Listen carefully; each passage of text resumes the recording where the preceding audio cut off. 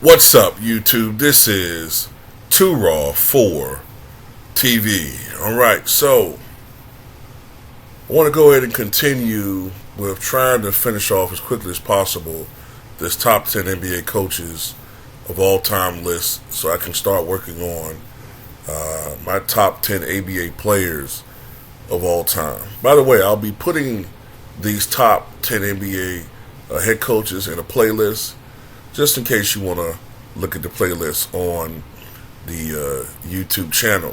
Just do a brief recap. Of course, at number 10, I had Bill Fitch. At number 9, I had the great Lenny Wilkins. At number 8 on my all-time coaching list, at number 8, I had Chuck Daly. At number 7, I had John Cundler. So number 6, I had Red Holzman. Probably another coach that a lot of young people have never heard of. And that's because the nitwits covering the news today don't know anything before 1980. So a lot of these coaches, some of them you probably have either never heard of or you rarely hear about. Because apparently, according to the NBA bigwigs today, the NBA started in 1980.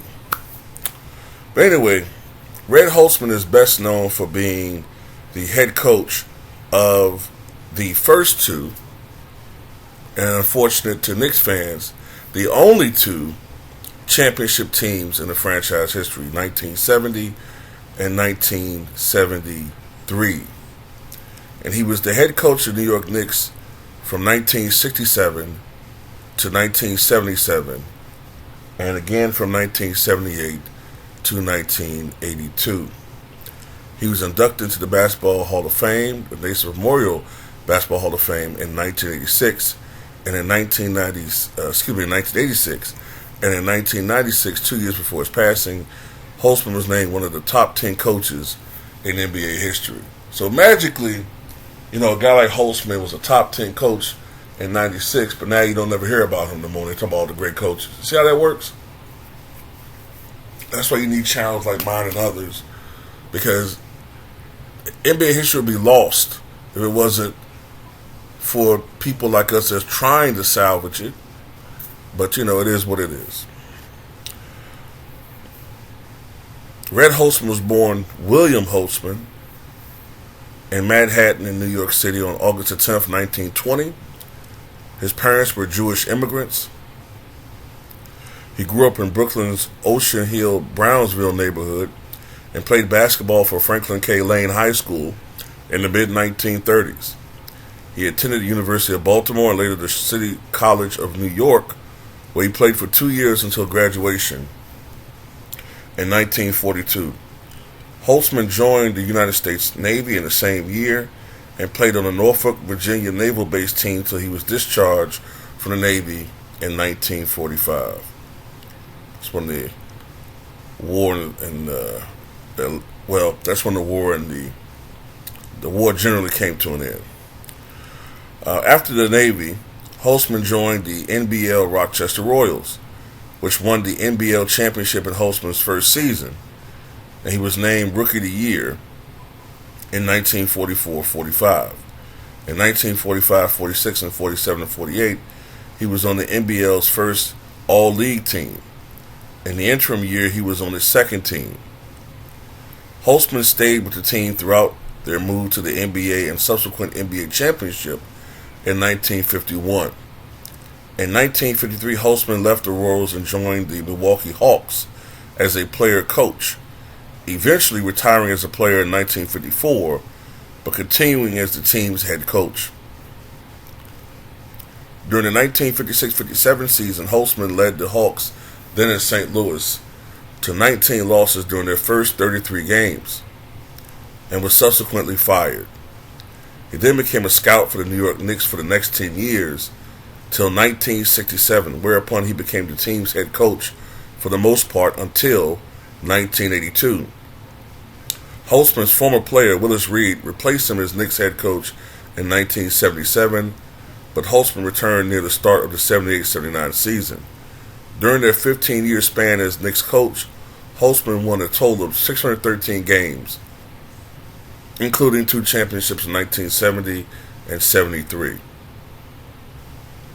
In 1969, Holzman coached the Knicks to a then single-season NBA record 18-game winning streak, breaking the 17-game record first set back in 1946. For his efforts leading up to the Knicks' 1970 championship win, Holzman was named the NBA Coach of the Year for that year. He won his second NBA championship as the Knicks won the 73 NBA Finals against the aging Lakers. He was one of very few individuals to have won an NBA championship as both a player and a coach. As a coach, his final record was 696 wins and 604 losses. At the time of his retirement in 1982, he had the second most career victories as a head coach in NBA history. In 1985, Holzman was elected to the Knicks Memorial Basketball Hall of Fame. The New York Knicks have retired the number 613 in his honor, the number of victories that he had as a New York Knicks coach. He is also a member of the International Jewish Sports Hall of Fame and the New York City Basketball Hall of Fame. Holzman lived with his wife in a home they bought in Cedarhurst, New York in the 1950s. Following his lengthy NBA coaching career, Holzman was diagnosed with leukemia and passed away at Long Island Jewish Medical Center in New Hyde Park, New York in 1998.